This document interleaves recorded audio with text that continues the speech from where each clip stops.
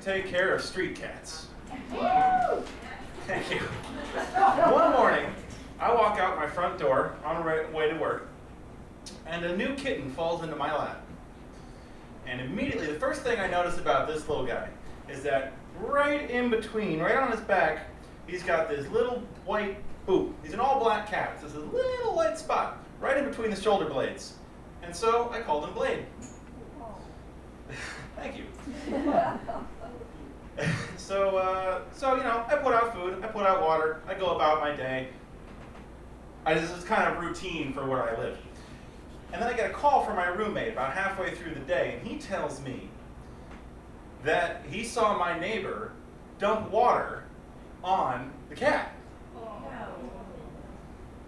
And I got really mad. And if you ask any of my coworkers, they'll tell you that I got really mad. And so I got home the minute I had the opportunity, and I went from door to door until I found him, and I found him, and I brought him right inside because that's not fair. And I had a great weekend. He came in, and we had a time and a half. It was wonderful. And Monday morning comes along. It's about 5:30 Monday morning, and I wake up, and he's just sitting right on my chest. He always wanted to be real close to me. It was great. And he's sitting on me, and I'm just kind of groggy and not quite awake yet. And I start petting him, and all of a sudden I just get this warm feeling, like this really warm feeling. Like, this isn't warm, this is a little, you know how they say it's better to be pissed off than pissed on? I had the unique privilege of being both. And so I jumped up out of the bed and I ripped my sheets off, and I take a look at this cat. And he's got a litter box, and he's got food that he hasn't touched in a while, and he didn't pee on me out of spite or something. He's sick. His breathing's a little bit labored. He's not moving very well. And I say, oh shit, what am I supposed to do in this situation? This is not my cat. I found this cat on the street. So I post to Reddit, I post to Facebook, and I'm trying to figure out what are my options that aren't going to put me in debt over this. And I find a kind stranger who offers to pay for the intake over at PennVet. And there's no better care in the city than PennVet. Plug. So I take him in a cat carrier, I take my roommate's car, and right down to PennVet we go. And we take him in, and I fill out all the paperwork, and the vet comes in, and the vet starts describing to me about blood transfusions and possible lung infections, and I don't have that kind of money.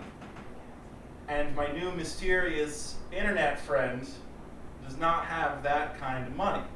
We're looking at $1,200, $1,500 just to get him diagnosed.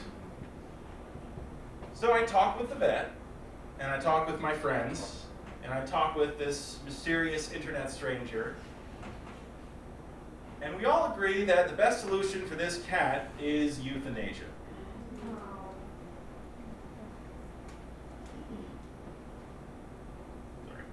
So the vet comes back, and I tell him my decision, and I sign all the appropriate forms.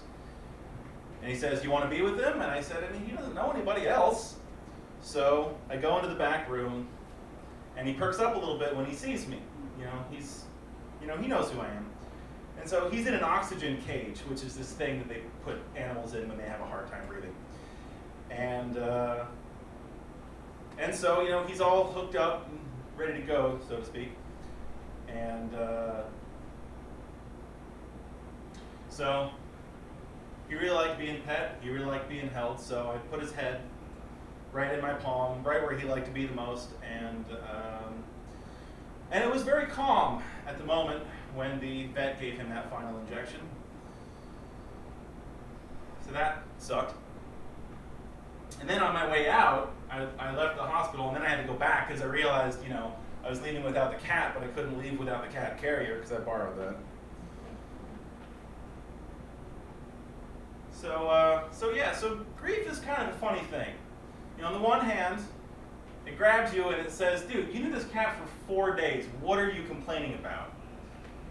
And then you swing back and you wonder, how am I allowed to continue on and shoulder on forward when this cute little thing that I had for a weekend is no longer with us?